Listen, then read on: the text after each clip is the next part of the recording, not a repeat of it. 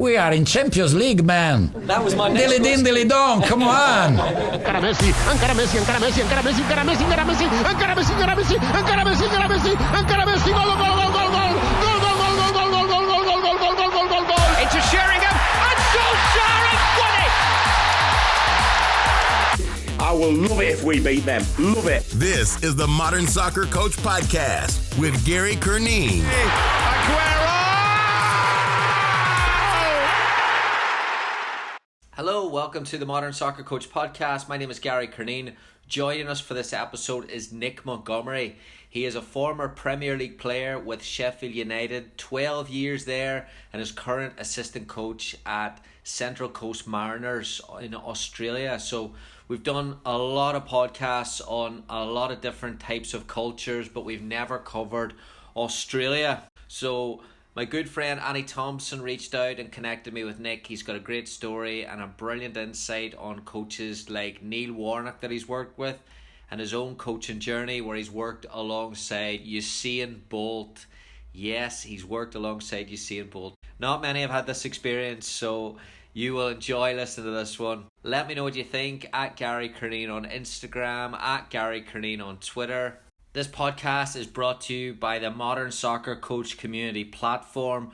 We've got our second webinar coming up next Monday where we will cover breaking down a low block. One of my pet peeves is the post-game interview with coaches from all levels who accuse the other team of parking the bus and not attempting to win the game. So I wanted to challenge coaches to take a little closer look at what they can do to help develop teams and individual players to excel against deep defensive blocks, compact areas, a lot of clips from Coach Paint, a lot of tactical analysis, a lot of session ideas. We're going to go through that. So that's next Monday. The webinars are all free to Modern Soccer Coach Community Platform members. Easy to register. modernsoccercoach.com/community, and then you get a free 14-day trial to check it out. After that, it's only $6 a month and you get access to all the monthly webinars, future and past, along with weekly content and discussions, and 250 plus video training exercises on there as well. Please check it out. It's where I do a lot of my tactical analysis work these days. I just uploaded a weekly tactical tutorial on defending the counter-attack like Atletico Madrid. So that clip that went viral during the Champions League game of all the Atletico players sprinting back, is that just a case of having players who can run back aggressively towards their own goal, or are there tactical takeaways that we can work on with our own teams? So I break that down. Feel free, jump on, take a look, let me know what you think. modernsoccercoach.com/community to find out more information. There's also a special offer on the modernsoccercoach.com/shop where you can get an annual pass and a free Modern Soccer Coach book of your choice. Please check it out, modernsoccercoach.com. Here is Nick. Enjoy. Monty, thanks so much for joining me tonight, your time, on the Modern Soccer Coach Podcast. Really excited to have you on. No worries, guys. It's good to be on. Sheffield United legend in a team that epitomised, at a time as well, an era that probably epitomised work ethic, spirit. I saw this at the weekend and thought, I need to get your thoughts on this here. So Chris Wilder's response after the game on Sunday, where the interviewer was trying to prompt him, and basically, you must be happy and proud of the work rate and commitment to the players, and he kind of refused to compliment his players on that there, and instead went in a different direction where he lamented individual mistakes, talked about standards. It's been a discussion amongst our coaching staff over here how a player in the changing room reacts to that, and you would be closer to most. So what's your take on it? Look, in terms of Chrissy Wilder, when I signed there as a player at 16 years old, he was in the first team. So I've known Chrissy for a long time, and I think he definitely has some characteristics similar to Neil Warnock. I think he's created a culture where he demands hard work and the players to give everything on the pitch as a minimum. So I think he'll be disappointed in the home form because obviously back in the Premier League, they know they need to win some home games. He'll be disappointed with that, as they've played really well in the home games so far. But look, a few errors at the back have cost goals, and ultimately chances missed at the other end have cost points in terms of winning games or picking up points. But look, he's not there to make the numbers up, and he's an honest guy, and I think the players respect that. When you talk about, Neil Warnock and the spirit we had, I think, Chris is very similar to that. He doesn't hold grudges, and I think the players respect the fact that he demands so much off them because they're all desperate to make a success this year in the Premier League. So I think as a player, the players in the dressing room, and a good friend of mine, Billy Sharp, obviously the captain this season. I've spoke to him quite a lot, and I think that I think as a player you'll take out on the chin, and it's an honest reflection that they need to cut out the little mistakes, both ends of the pitch, and if they can do that, I think the wins will definitely start coming, and they're the points that you need to keep you in the Premier League. They're a brilliant team to watch, and when they play these days, they have this mix of, you said there are these old school values, but then there's these tactical innovations with the Sheffield United team. How do you think Chris has done that, and how much do you enjoy watching this brand of Sheffield United? Yeah, look, I left the club 7 years ago, and I've been over here the other side of the world. A club that I spent 14 years at. It's always close to my thoughts, and I've always followed them ever since I came over here. I'd watch the games on live stream. Even when they're in League One, obviously the Championship as well, and I just love watching them. I think what Chris has done, with the centre backs and midfielders overlapping in the wide areas, and creating them overloads, which most teams, even Liverpool on the weekend struggled to cope with. I think his tactics have been really innovative, and when players go to overlap, he's got other players that will identify that and sit in and cover. So it's actually a really well drilled team, and I just think, look, I think he's done it. He's created a really good culture at the club, and I think culture is a word it's thrown around quite often, and I just think that what he's done there just reminds me of what we had back in the day, and the spirit and togetherness of the club, the cup runs that we had, the triple assault, the season we got to the playoff final, the League Cup final, and the the League Cup semi-final, and the FA Cup semi-final, and we failed in all of them. So I think that was what he's done there. He's really recreated that culture. I just think watching them play is exciting, because you got some top analysts and coaches in the world. They're trying to pick out how the centre backs overlap, and it's just been fascinating really to see that my old club, my club, talked about so much since this Premier League season started. This culture element, for me, it seems that the difficulty in top level football has been almost this old and new, because the old culture or not old culture, but old values are still very, very much have importance today. Playing for Neil Warnock, who has done both, worked at the old school, has also still working in the Premier League today. How has he balanced holding players accountable, yet almost connecting with this new brand of player and inspiring them to play for him? Yeah, I think that's a really important thing you speak about there. And in terms of Neil, the way to describe him was, for me, was a bit of a crazy genius. He really knew how to get the best out of everybody. And whether you're 17 years old, just starting your career, or whether you're 37, coming towards the end, he'd sort of work out what made you tick, and he'd play on it. And when I look back, I see that the fact that we had quite a few older players at the time, the time when myself, Phil Jagielka, Michael Tong broke into the first team. We had some old players like Wayne Allison, who'd been around the block, Paul Pescasolido, just to name a few. And a lot of these guys, they didn't live in Sheffield. They travelled from say Nottingham, Derby, some from London, and he'd know that their families would live down in London. The kids were at school, so after he won a game, he'd give them an extra day off, and it just became normal. And as a young player, you'd see you'd see that was happening, and you'd actually be happy for the older boys to go and spend their day with their family. And I think that's been lost a little bit in football now. It's for me, it's you have to train every single day, and you have to do this and you have to do that. I just think his man management, and again, people talk about man management, but the way that he managed the group as individuals, because realistically it is a group of individuals, and everybody's in a different situation. And the fact that when I look back, the way he did that was genius. And tactically, you don't have to be, well, you can be the best tactician and best coach in the world, but if the players don't like you and they don't want to run for you out on the pitch, then I think it's very, very difficult. And it doesn't matter where he's been, he's always seemed to find that balance. And it was definitely an interesting time playing for Neil, and something I look back on with great memories.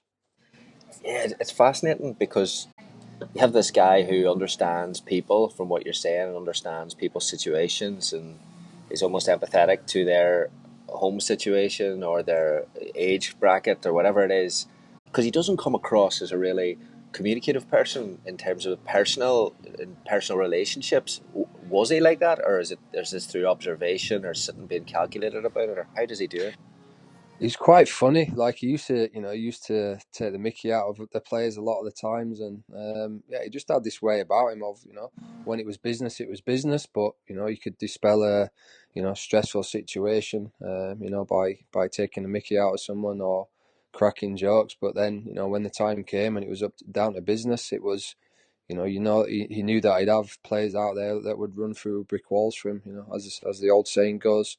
I think he created that because, again, if there's anyone that didn't buy into it, to the culture and what he was trying to do, he had an amazing way of getting rid of them. I always remember the time we signed Barry Hales from Fulham. Good goal scorer, really nice guy, but not long after we brought him in, you could see that he didn't really fit the way that we wanted to play. Obviously, it was direct, successful direct, and Barry he didn't really fit into that. I remember we arrived at Millwall, and as we walked in the hotel, Dennis Wise was sitting in reception, and then it turns out the day after, I mean, the boys used to laugh about it, but I think the day after, what had happened is we'd arrived down in Millwall, and Neil rang Barry in his room and said, "Oh, Barry, can you just come down to reception? Dennis Wise wants to speak to you." So, look, he sort of obviously organised that already, but without any hassle, he took the team down to London, and I think Barry signed for Millwall the next day. So he just had this, a smart way of dealing with situations that didn't really affect the team environment. And like I said, these are all little things that I picked up, and I look back on now and just think, wow, what a smart guy. Sometimes I get carried away this a lot, the modernization almost of leadership, where you're reading a book on Harvard Business Review and you're like, these concepts seem that they're new and unique, but that's ruthlessness of decision, but that's also being able to stand by signing. How many coaches would have stood by the player because they've signed him in the first place and maybe their ego's too big? He obviously doesn't. Yeah, for sure. Like you said, there was, look, he could manage egos, he could manage, people low on confidence, high on confidence, and that, again, we just talk about man management side of it. And for me, the fact that he's had so many clubs promoted, probably more than any manager in England. And I think 3 or 4 now he's had promoted to the Premier League, which, the Championship is the hardest league in the world, no doubt. There's such a large prize at the end of it. And I think when he's been promoted, he doesn't seem to spend much money, and unfortunately, he's been relegated, after one or two seasons, most of the time. And I just look back to when we got promoted, that season 2006-07, and I think 10 points. We were 10 points, in the good towards the end of the season. We'd beaten West Ham 3-0 at home, and I just remember thinking, we'll stay in the Premier League. And then the whole Carlos Tevez affair happened, and it just seemed to spiral every week. Rob Hull's top goal scorer for us. I think he scored 10 goals that season in the Premier League, and he broke his leg at Chelsea. And I just felt that if the club would have invested a bit more money, it would have brought another striker in. I think, going down by one goal difference, albeit unfairly with the whole Tevez Mascherano third-party ownership, it was. I think if we'd have stayed up that season, for me, I think we'd have built on that and could have had a good few years in the Premier League. Yeah, staying on the environment and the culture aspect. So, whenever, again, it's easier to get carried away or now for a non Sheffield United fan or observer to watch them play because they're in the shop window, worldwide footballs, watching them, and they're absolutely brilliant to watch. But they have produced talents over the years with Kyle Walker, Gary Cahill, Harry Maguire. So what was it specifically about the environment at the club over the years that has accelerated the development of those types of players? Yeah, I mean, look at the players you mentioned there. I just think the academy at Sheffield United has been renowned for producing top players. And for me, when I look back on the coaches that we had at the time, and the likes of Steve Miles, someone I've kept in touch with, is now over in America. Actually, you might have come across him. Russell Slade, Ron Reed, Kevin Fogg. These are back in the day sort of coaches that were around. I think these were coaches that taught us values and discipline and demanded high standards all the time. The sessions were high intensity and enjoyable. And for the facts were, if you didn't train well in the week, you didn't play on the weekend. And for me, it's not hard to see why a lot of players came through the system there, because that were the standards that were set within the academy. And you mentioned Carl Walker, Harry Maguire, these sort of players. And I think the two players there, Carl Walker and Harry Maguire, in Australian dollars, you're talking $160 million worth of transfer fees, and that's to mention a few. Phil Jagielka. There's so many that have come through, and for me, that's now I'm coaching. I look back on them coaches, and I think they're a bit of a dying breed, and that's something I try and implement in my coaching. And the whole discipline side of it, and demanding from the players. I think without that, it's hard to really develop young players and mentally prepare them for playing at the top level. Following your playing days, you've now taken on coaching and management roles. So, what have you learned from, I suppose, the offices or the boardroom that have helped your coaching as well? So, obviously, you've got the past of your influences on the pitch. Is there anything off the pitch that you're starting to pick up on?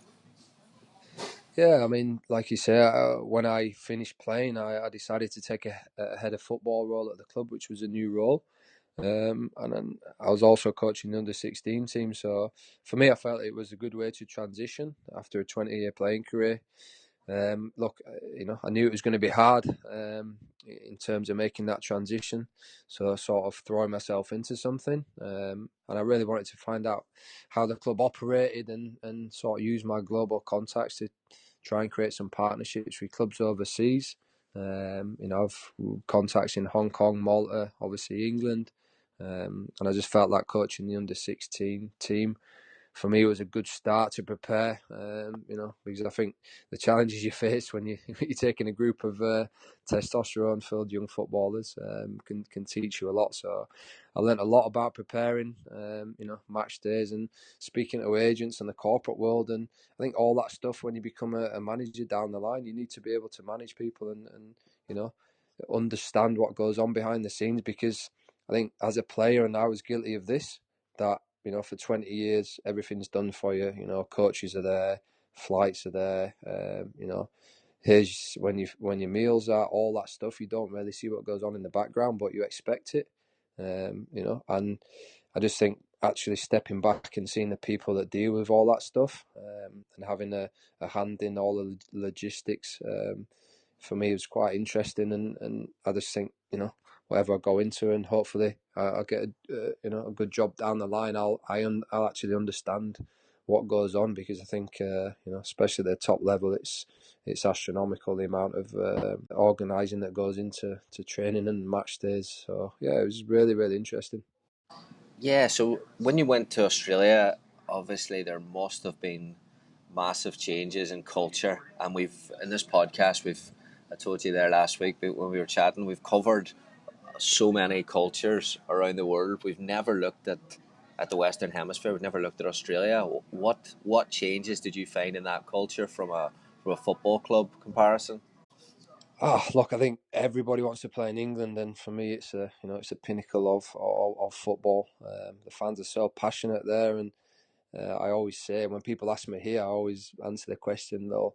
Imagine you work all week, in a job where you're probably not paid massive amounts of money, and your weekend is purely made by your team winning or losing on the weekend. And if you win, you're happy. If you lose, your whole week's been ruined. And that's a passion that I think the fans get in England. Whereas over here, there's a lot less pressure. The fans go to the games with the families to enjoy the day.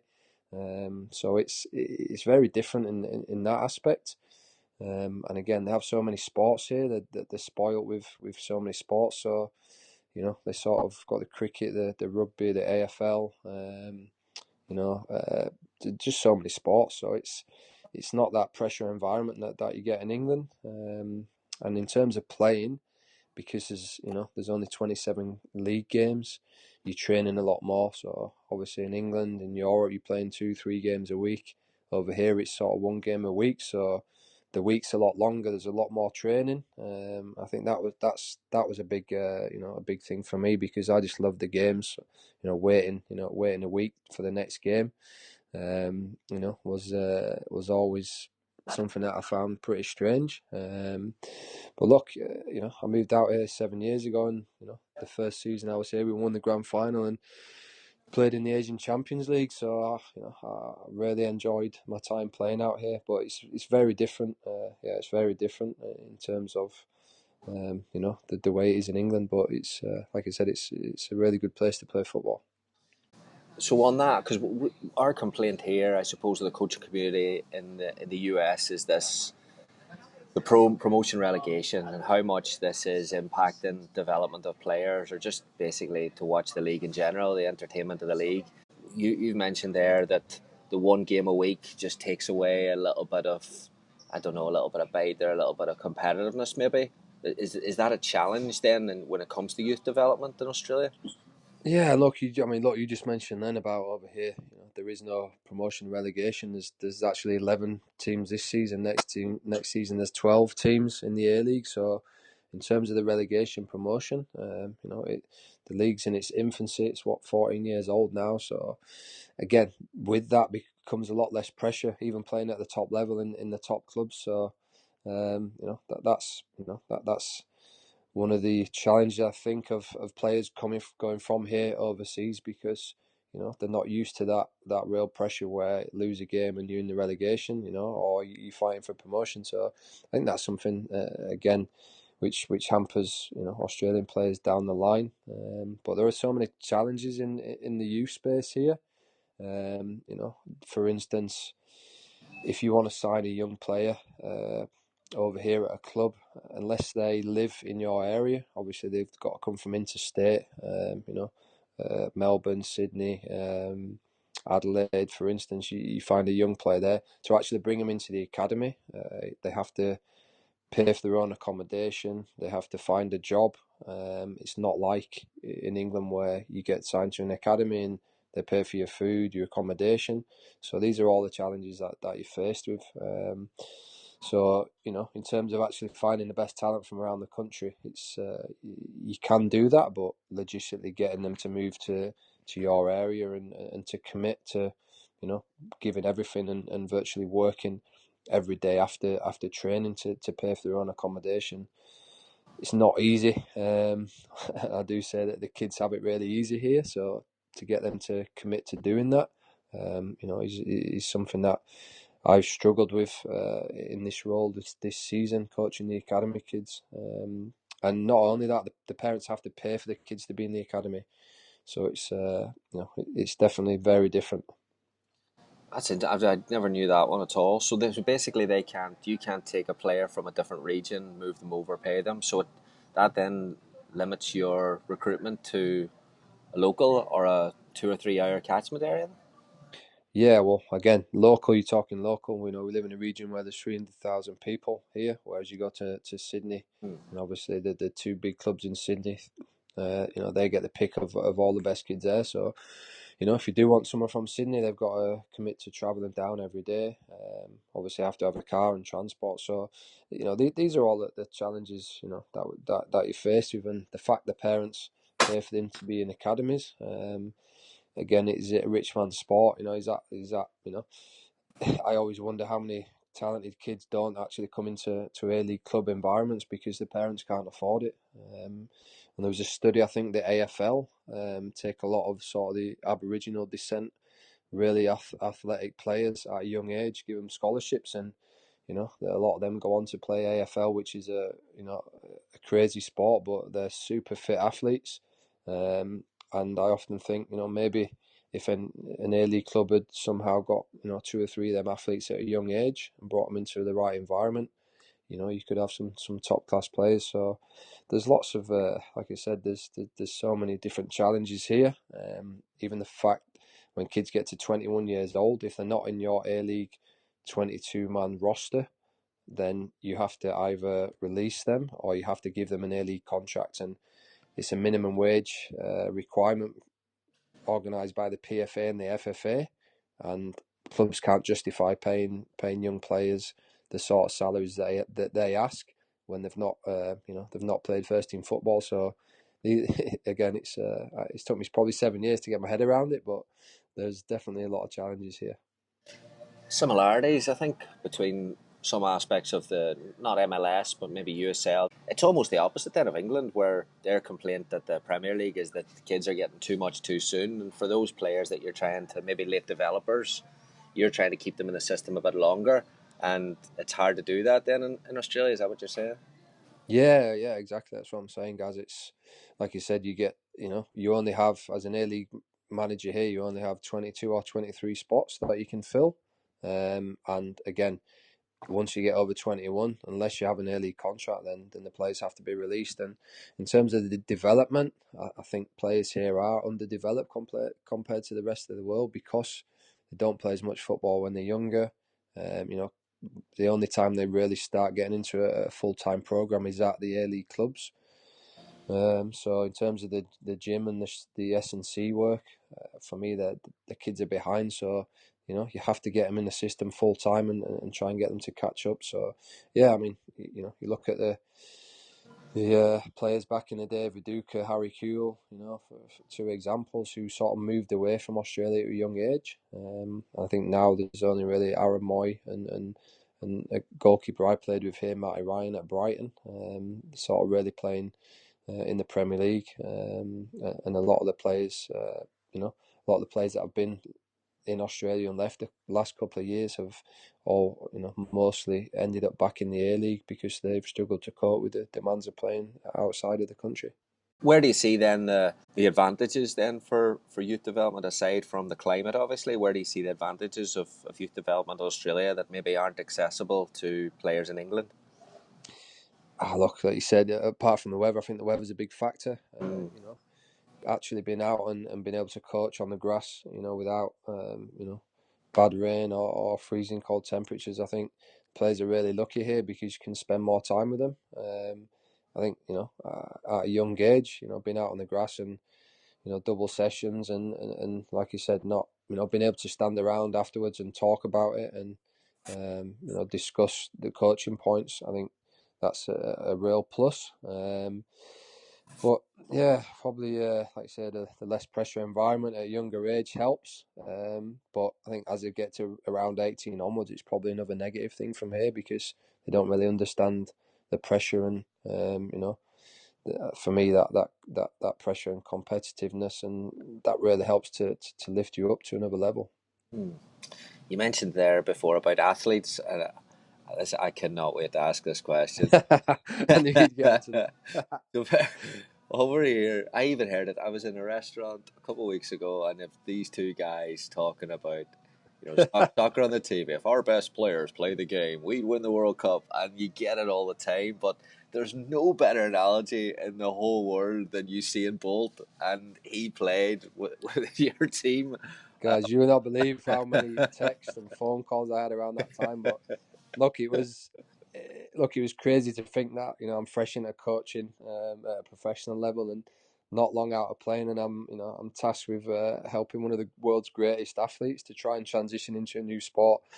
So it was huge media all over the world, and the owner at the club here, a guy called Mike Charles, he's always looking for sort of innovative ways to help the game grow. And look, Usain was a really good guy, and he was just human like all of us. So I think to go from being a sprinter, to a footballer was always a tough ask. And I think, like you said, the guys talking there about the best athletes, and I think maybe that's true if you got them at a young age and they went into the chosen sport. In which case we're talking about football, but you're talking a guy that's been sprinting all his life, and then you're trying to change totally the way that he moves. And look, anyone knows anything about football, especially at a high level, it's fast tempo, it's change of direction, it's it's contact. Sprinting, there's no contact in sprinting, whereas when you're playing football, people are knocking into you, you're getting fouled, you're holding players off. There's so much you probably don't think about, but I mean, at the high level, it's a complex skill set. So for me, a lot of the skills that you learn as a kid when you're growing up on the streets playing football, or at youth football, they really prepare you for the professional level. And for someone like you saying to go into a completely different sport, and try his luck at the highest level over here was a tough ask, but I respect him for making making the effort to do it. But I think it was always going to be a tough ask. Yeah, I just don't know how as a coach you pull yourself back from just the humour of saying, right, let's knock it over the top and use Usain's pace to get. Don't worry, them discussions were, look, the guy, I mean, he's a phenomenal athlete. He's about 6 foot, He's 6'7". huge, isn't he? Yeah, he's He's huge. he's an absolute monster. And again, if you stood on the halfway line, you knocked it over the top and he sprinted onto it, But when you look at his sprinting, and look, I spent time.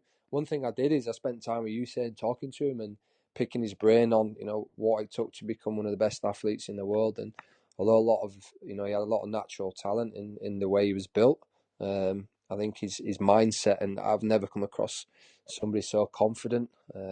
He's just, whatever he puts his mind to, he believes that he can do it. And he maybe didn't make it professionally over here, but in the short space of time that he was here, he worked hard every day. We had to change stuff just as simple as his technique of kicking the ball, where his standing foot was, and he picked up things so quickly. And he went on to score 2 goals against a semi-pro team and players that had played professionally before. So it wasn't easy to do, but I think after he did that, he was, in his mind, he's going to move on, and I think he's a music producer now. Brilliant, brilliant. That's amazing. All right. Mick Phelan came over to do some work with you with the Central Coast Mariners before he rejoined the staff at United. So, with his experience and with so long with Sir Alex, were there any aspects of that United culture that he tried to bring to the Central Coast? Look, to have someone like Mike Phelan, coming and working at the club alongside you, for me was fantastic. We're talking about someone that has seen it and done it as a player at Man United, firstly, and then to be right hand man to Sir Alex, like you just mentioned, is phenomenal. And look, when he was here, I spent as much time with him as possible, and I'd pick his brain and listen to his stories about the glory years and developing the class of '92. Stuff that I really wanted to talk to him about. And I think someone like Mike, he's so knowledgeable. He's probably forgotten more than most people in football will ever know. But he's a really humble guy, and he'll give time to anybody. So, the time he spent here, what we've discussed already, I think it took him a while to really get his head around, the rules and regs here and the whole youth development. Because for someone like him coming from, the biggest club in the world, you really, to get your head around, like you said, the challenges that we spoke about, it was for him quite frustrating as well. So yeah, it was, it was a really good experience for me. just going into coaching to be able to have someone like him as a mentor. And I still speak to Mike, quite often. And I'm pretty lucky in that aspect of people that I've come across throughout my career that I can call on if I want any advice. So yeah, it was it was a brilliant time. You spent a few days with him and Ole and the staff and the team during their pre-season this year in Perth, so you can't give too much away, but what specific things did you enjoy from this United environment? Look, for me to be invited in by Mike to spend a couple of days, in the inner sanctum of the biggest club in the world, it was a real privilege. And just seeing, really, guys, just seeing how big the club is and the pressure that they deal with every day was eye opening. And for someone like myself who'd been fortunate to play in the Premier League, to actually go to a club, with the stature of Man United and see what goes on in the background was unbelievable. To spend time speaking to Mike and Ole and Kieran McKenna, the assistant coach, and Michael Carrick, it was it was a bit surreal at times, but for me, just going into coaching again to be able to pick the brain of some top class football people was for me really beneficial, and I came away from that with some really good ideas and just sort of just understanding of what goes on there. So yeah, it was. They have the same problems as every club, and at the time players wanting to leave and injuries to key players, which again impacts your daily planning, and exercises like that have really helped me grow as a person.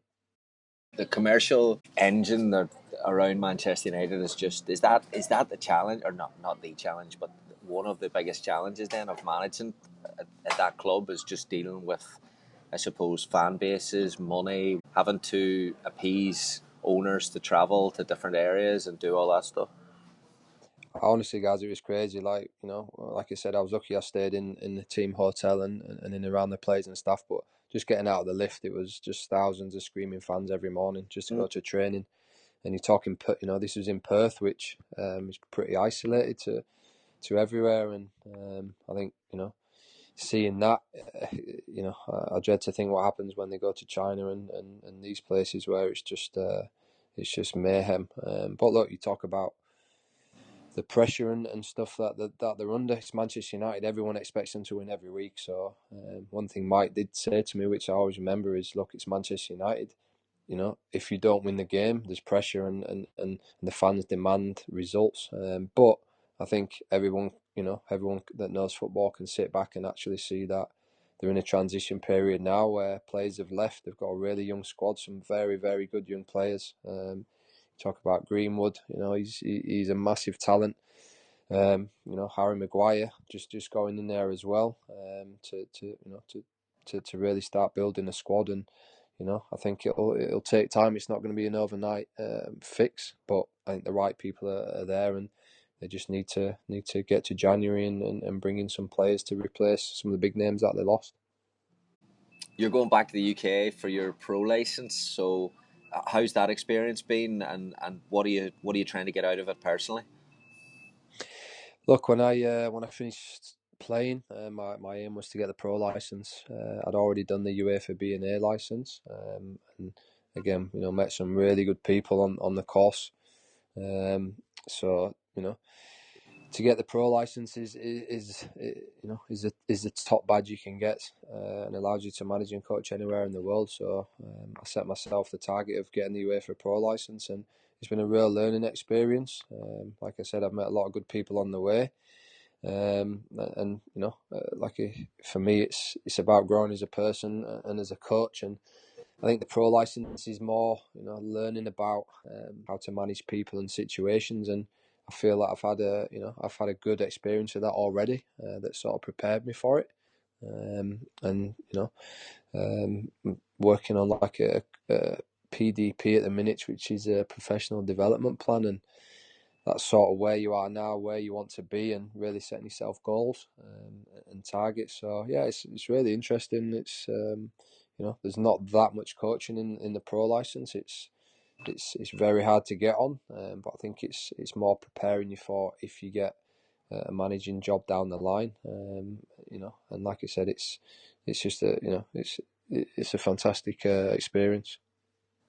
Yeah, the continuing CPD events that they set up throughout the year in the pro license, and they bring people exposure to it. It just looks amazing that the people that you can get access to. What stood out for you so far in that respect? Well, I'm really into the sports psychology, and the people that come in and they create scenarios, and would you do this? Would you do that? And I think being in football a long time, I've seen a lot of situations. Some go right, some go horribly wrong, and I just think personally, sometimes there's no right or wrong answer to the questions, but it's how you deal with it and deal with the people around it. But there's so many interesting people, on the last course there was Stan Petrov, who I got on really well with. Obviously a fantastic player at Celtic and Villa. He's had his own personal health issues that were well publicised, but to be able to tap into the minds of these guys as well, and other coaches that haven't played the game, that have really good ideas. I see myself as someone with a growth mindset. I like to change what I'm thinking daily at times. When you see other coaches do things, pick things up and adapt them to your philosophy and the way you want to play. And it's you have to be on the course to sort of understand some of the inspiring stories that you hear. And when you actually get up there and you're speaking in front of a group of coaches that all have their own ideas, it's sometimes it's overwhelming, but there's some big personalities, and like I said, it's really good that you get the opportunity to learn and grow and take stuff on board, and receive constructive criticism at times in terms of some of the stuff you do, because for me that's the things that really help you take a step back and think about how you want to coach, and how you manage certain situations and prepare for stuff that may happen in the future. Last one for you. You do work with the men's grassroots mental health organisation, Mr. Perfect, in Australia. Can you talk a little bit about that? Yeah, so look, when I moved out to Australia, a guy called Terry Cornick connected with me and just sort of said, I'd love you to have a coffee with you and talk to you about men's health organisation I'm just setting up. Obviously, coming from England and playing there for a long time, it's massively publicised now. But I saw a lot of players really struggle with mental health issues, and I was I played with Gary Speed. He was my coach as well and manager. Obviously, everyone knows that Speedo took his own life, and looking back, he's someone that you think would never have an issue. He was a top guy. He was clever. He was one of the best footballers ever to grace the Premier League. And I think it really shook me that can happen to someone like him. I think over the last couple of years, it's become acceptable now that men can ask for help. And for me, I've had tough times since I finished playing, and I can see why a lot of players struggle, because sort of being institutionalized for a long time and then taken out of that, it's a pretty overwhelming situation at times. And I remember the first time I sort of finished up playing, and I thought, wow, I've just retired. I'm going to get into coaching. It's going to be easy. And after a couple of weeks, I remember sitting down and saying to my wife, wow, like I'm actually really struggling. Just working on a laptop, creating a presentation, to me that was I missed that generation, and all the coaches were doing that. And for me, like I said, I've seen so many players struggle, and I've got players like Lee Hendry that I played with and tried to commit suicide, and it's just so many examples, and something that I'm passionate about. So for me to become an ambassador of the Mr. Perfect organisation was something I'm really proud that I'm involved in. And it creates sort of barbecues, monthly meetups for guys all over. It's on the Central Coast now, in Sydney. I think it's in a few different states, and to hear some of the stories when you go down to the nights where they get everybody together is quite inspiring. And yeah, it's like I said, it's something that's close to my heart. I don't spend as much time as I'd like to doing it, but yeah, it's a really good organisation, and it's helped a lot of people. So it's one thing that, like I say, that I'm proud that I can be involved in. Brilliant. It's great today that there is more, I suppose, more awareness, obviously, but there also is more of a comfort level that people can talk about the difficult mental issues in the game. Because sometimes I think, as a non-professional player, it looks as if we sometimes tarnish the money aspect of it. Well, they get paid X amount of money. That you hear this all the time, and in just the general public, they should be able to deal with it. But I do find the transition that you spoke about, that must be so difficult, because it's football's a social game, and regardless of coming out of your element of finances or coming out of your element in spotlight, the sheer surrounding yourself with a community of people and just going from 100 to 0 must be so difficult for professional footballers. Oh, definitely, guys, and I think, like you said, that you've sort of played under that pressure and at a high level for so long. Not just at a high level, lower levels as well. But still, you, like I said, that institutionalized where your whole day and week and months and season is all is all on a schedule, and then you come out of that, and it's, like I say, it's overwhelming, and the money's, the guys that earn the huge amounts of money, that doesn't prevent you from becoming ill, or from having the same stresses and pressures that everybody has. So yeah, it's like I said, it's the suicide rate in men is huge, and again, it's something that's really only been documented the last couple of years. And like you say, it's good that there is support, and the PFA here and in England and probably all over the world, they provide services now from grassroots all the way to professional for guys that need to talk to somebody. And again, I think at the end of the day, guys, football is just a game. And what comes with that is every week is all this hype and excitement that we have all over the world.